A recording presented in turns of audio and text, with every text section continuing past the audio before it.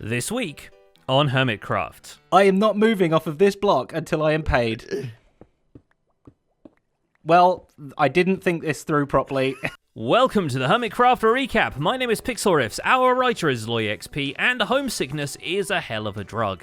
After a month of intricate touring and mutual trolling, the big base swap event seems to be winding back down. While some members remain in charge at their newfound homes, a solid handful have made the decision to do backseas.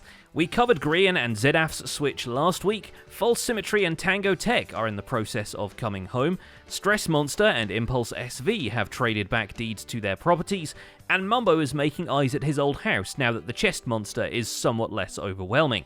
As for those staying in their place, well, we'll see where they're taking it in just a moment. Regardless of where they're living, they'll now be able to hear their neighbours through the walls, because perhaps in preparation for future events and minigames, or perhaps just to encourage more impromptu collabs, the server is now equipped with proximity chat, so maybe don't go muttering under your breath about where you've stashed all your diamonds. And with that out of the way, let's take a look at all the events and mishaps that occurred on the Hermitcraft server this week. Oh, nice. Impulse! I can't hear him. Is he talking? I don't hear him from here. That's great. That's perfect volume for me. Starting with Keralis, who might still be coming home, even if just to play it like a very convoluted spot the difference game. The zoo base under his command earns a few more enclosures for some far less mobile but still very detailed animals and lawn decorations. How adorable, aren't they? A spawn of evil, I guess. But as the collection of blocky species expands, so does Keralis' yearning for the harbour town. Paying it a visit, he finds the streets much more lively with the armour stand residents and even an assortment of legally distinct facsimiles of comic book characters. Anyway, so I've obviously made Doctor Doom as Doc by Scarlet Witch because, I mean, I was going to do the headband. Obviously we've got Iron Man. Tango because of, just because of the red and yellow colouring of his face. What he also finds is nearly every single change the sewer cats have performed in the city. The little walk Cleo and Keralis take across town costs the pranksters quite a few points off the board.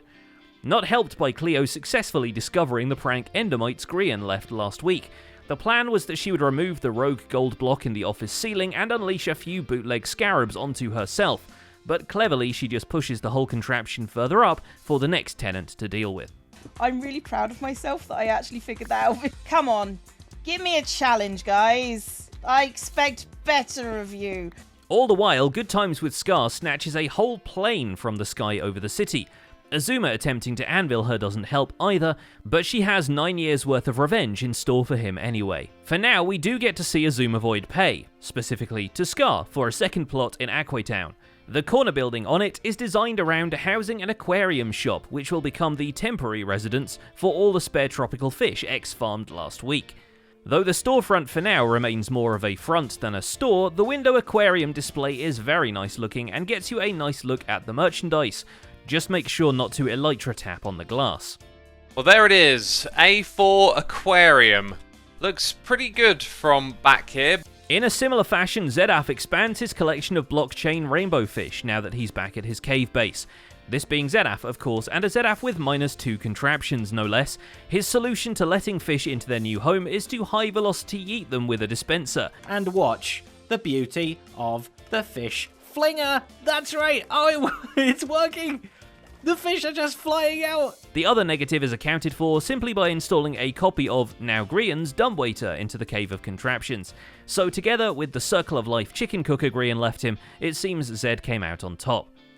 For some more gentle fish flinging, we turn to VintageBeef, who decides to improve the ground floor entrance to the Omega Tree by building a floating bridge across a coral reef pond.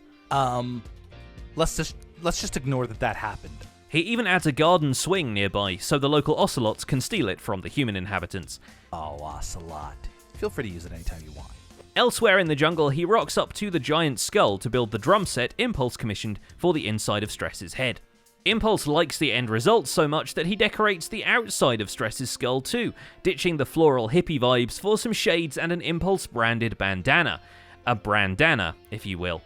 I love it. This base now has definitely, it's got my name on it. He also has Cleo's personal brand in mind for his next prank in the Cleo games, filling her bedroom full of zombies, which is easier said than done, especially when your bedroom has an automatic door. Here we go. Pro.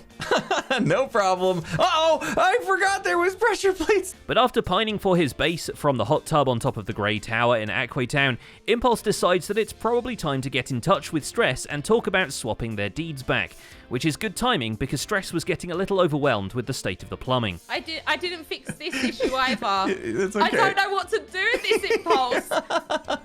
Don't worry. Impulse is happy to return to the technical projects he already had in progress, and might have been persuaded to keep the pink accents around for a little while longer. That might go, if that's okay. Joe Hills provides another of this week's colourful highlights, courtesy of a trip to Snips, where he narrowly avoids Bdouble tattooing an @ symbol on his scalp, and instead opts to get a dye job he can do green screen tricks with. Whoa. Okay, did you like that massage that I gave you while you, as well as the haircut? I'm sure it was great. But it was, yes. Yeah. He's keeping tabs on his winery, but is still firmly entrenched in XB Crafted's base, building up the infrastructure of his giant floppy disk-inspired skyscraper. And as if to imply this build is very permanent, he's driven a literal road through the read-only tab. 3. Okay, we should probably flee a little bit.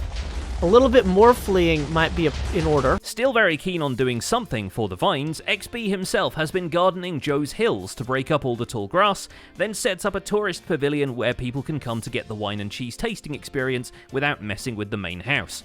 He still isn't 100% sure how he's going to decorate, but it certainly has what the kids these days would call a vibe. Like, look at this, man. Like, you're just looking out, you're just like, holy carp, man. This place is amazing. So Cubfan has certainly been vibing at the Goat Half Mansion, so much so he decided that half a house is not nearly enough for a man of his prestige. So he extrapolates on it, and in typical Cub fashion, not onto the side that is currently missing. In what could be considered architectural fanfiction, Cub perfectly imitates the style of the original mansion and continues the left side of it even more to the left, accompanied by some custom time-lapse music. Lots of wood placement, excellent, on the side, on the top, spruce wood, excellent. So just to reiterate, by now we have two halves of this mansion on the server, both of them the left one, and they don't match anyway. The interiors are expanded too, with a goat robe, which is not a robe for a goat, but rather a wardrobe where you'd presumably put your goat coat. In reality, it's a machine that randomly generates crimes against fashion. Ta-da! New outfit. So to give you guys an idea of how powerful this machine is, we'll be able to produce 130,321 unique sets of armor. Bdouble has definitely been making some fashion choices, most of them on other people, but luckily for him, he's got cash rolling in from the real estate business. It's enough that he can take on some passion projects, helping Tango out with the decorations in the Among Us minigame, taking some inspiration from the new update along the way. This is like a brewing room at the very, very top. I mean, there's so many little cool things that you can do with the new blocks. I really cannot wait. Somehow, in decorating the new kitchen and forge areas of the map, turtle eggs prove to be the most troublesome thing to supply. At least he can blow off some steam afterwards by rearranging some of the clues he takes issue with in Etho's trivia game. What hermit smells like cheese? Like I didn't see this one coming. With the competition literally ha-haing at his face, Scar has no choice but to upscale both his business and the competitors. With our brand new... I fallen in a hole. The office building that takes the place of his realty agency is much bigger and luxurious, and ready to bankrupt Xisumavoids and Corralises alike. With some nice benefits to the deal, but rates that make sure you will not be the one laughing last. Look at the value that's been added here. Premium lot right next to the Moon Pop Cafe. I can throw some Moon Pop in for you if you're interested in this land. TFC has no concept of what Moopop is. I have no concept of what Moopop is. But luckily he doesn't need to know, since he's just here to grab some new materials at the barge. Picking up some crying obsidian, but not finding any blaze rods available, he adds some extra slices to his storage filters, which now wrap around to a second side of the tower.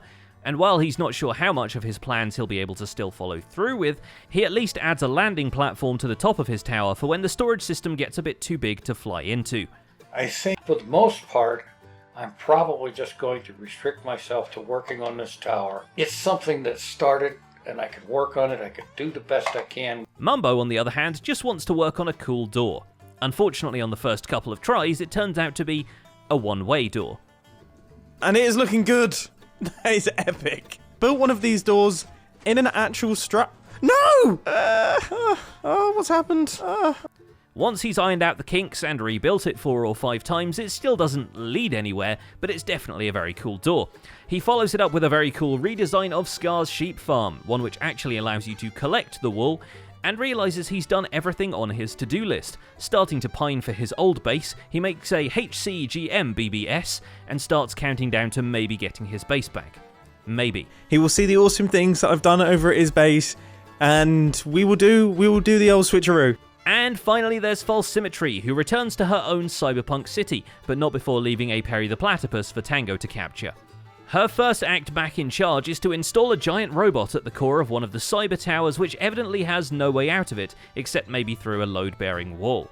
But this also marks a turning point in the development of False Limited, when she remembers that the forest biome right outside the dug-up perimeter is also technically hers. False decides to terraform that part of the server into an alien planet landscape, which, for the time being, invades the local terrain with warped nylium. And of course I'm going to have to do this, which is very annoying if I have to do this over the whole thing. And that's about it for this week's recap. Our writer is LoyXP, and my name is PixelRiffs. Join me in the end screen theatre as I attempt to explore lush caves in survival in the latest Minecraft snapshot. It turns out glowberries are not all that nutritious. Don't forget to leave a like while you're still here and subscribe so you won't miss future recaps. Thanks for watching, and we'll see you next week.